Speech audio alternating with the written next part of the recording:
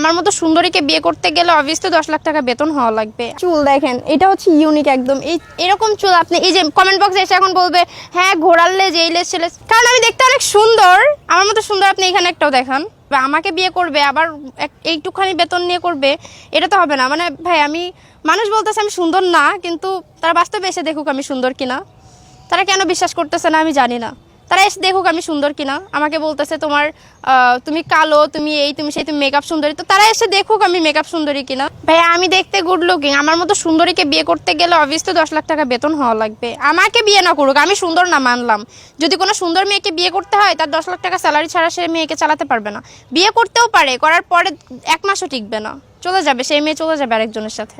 এখন আমি দেখতে সুন্দর আর আমার এই যে চুল দেখেন, এটা হচ্ছে ইউনিক একদম। এরকম চুল আপনি এই যে কমেন্ট বক্সে এসে এখন বলবে হ্যাঁ ঘোড়ার লেজ এই লেজ ছেলে, এইটা দেখাইতে বলেন মানুষকে ওনাদের ঘোড়ার লেজ আছে কিনা আমাকে একটু দেখাইতে বলেন। ওনারা তো কেটে এইটুকু করে রাখছে যাতে খরচ না হয় বাপের। আমার তো এটা নিয়ে পার্লারে যদি সামান্য স্পা করতে গেলেও আমার ওইখানে 4-5 হাজার টাকা লেগে যায়। সেইখানে রিবন্ডিং, কালার সবকিছু মিলাই খরচ আছে সবকিছু। এখন মাসে খরচ লাগে রিবন্ডিং করা, কালার করা, স্পা করা প্রতি সপ্তাহে, সব মিলায় তো 30-40 হাজার টাকা লাগে। চুল আলাদা, মানে চুলেরটা তো বললাম 30-40 হাজার, আর ফুল বডি ধরতে গেলে ওই সেমই পড়ে যায়। আমি মিডিয়াতে যেটা বলেছি এটা ট্রু বলেছি আর মন থেকে বলেছি, এই জন্য পাবলিক নিতে পারতেছে না, বুঝছেন? ওরা আমার উপর জেলাস, ওরা জ্বলতেছে যে এই মেয়ে কেন এটা বলতেছে। মানে কারা জ্বলতেছে জানেন? যাদের টাকা পয়সা নাই, যারা ফকিন্নি, যাদের পকেটে 10 টাকা নাই, তারা জ্বলতেছে। আর বেশিরভাগ ব্যাড কমেন্টস করতেছে মেয়েরা তো আমাকে দেখে সহ্য করতে পারতেছে না, দ্যাটস ওয়াই জ্বলতেছে। আর ছেলেরা যাদের টাকা পয়সা নাই তারা জ্বলতেছে। শুনেন, হাদিসে আছে একটা ছেলে 4টাও বিয়ে করতে পারে, কিন্তু যার অ্যাবিলিটি আছে, সে যে ফকিন্নি, সে যদি 4টা বউর আশা করে, এটা কি হবে? একটাই পালতে পারতেছে না, 4টা বিয়ে করবে। যার 4টা চালানোর অ্যাবিলিটি আছে সে অবভিয়াসলি বিয়ে করবে, কারণ হাদিসেও তো এটা আছে। আমার মতো সুন্দরী মেয়ে পাইতে গেলে অবভিয়াসলি তার 10 লাখ টাকা মান্থলি স্যালারি হওয়া লাগবে।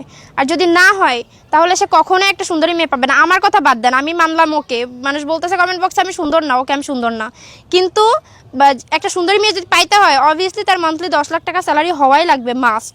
যদি না হয় তাহলে সে 1 মাসও টিকবে না ওই বিয়ে। আর তাছাড়া কথা হচ্ছে যে কমেন্ট বক্সে কারা এসে বলতেছে জানেন, যে টাকা পয়সা ছাড়া বিয়ে করবে, এই করবে সেই করবে। যারা টোকায়, তারা মেয়ে পাচ্ছে না, আর হয়তো বা বেকার, বাপের টাকায় চলে, ফকিন্নি মার্কা কিছু পোলা পান, ওরা কমেন্ট বক্সে এসে বলতেছে যারা টাকা পয়সা লাগে না, এই মেয়ে লোভী, এই সেই। আসলে ওরা যদি ওদের বোন বিয়ে করাতে যায় তাহলে সেই ওই বড়লোক ছেলেই খুঁজবে, কিন্তু ওই যারা টোকায় মার্কা তারা খুঁজে যায় আমার বউ চাবে যে আমার কিচ্ছু থাকবে না, বাট আমাকে বিয়ে করে নেবে ভালোবাসার ঠেলায়। ভালোবাসা থাকে কয়দিন? আমার মতো, যাই হোক, আমি তো মানি আমি সুন্দরী। এখন কে কে মানে না মানে এটা আমার দেখার বিষয় না, আমি মানি আমি সুন্দর।